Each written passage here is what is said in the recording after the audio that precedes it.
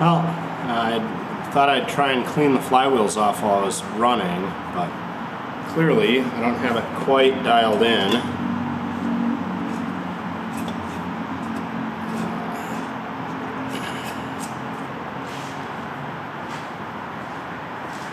Also, I see a bubble in the fuel line, so maybe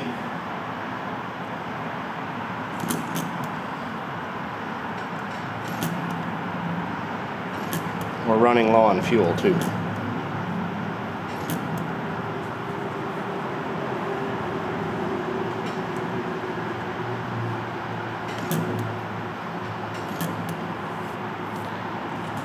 Alright, I'm going to guess that we're out of fuel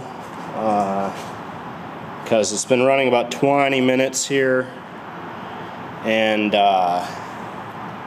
that's a pretty good run for this engine when I don't fill it all the way to the top. So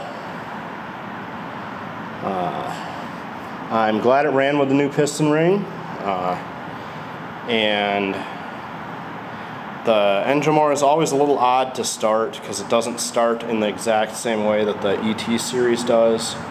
I have better luck flooding it with the needle closed and then getting it to fire a couple times and then opening the needle up.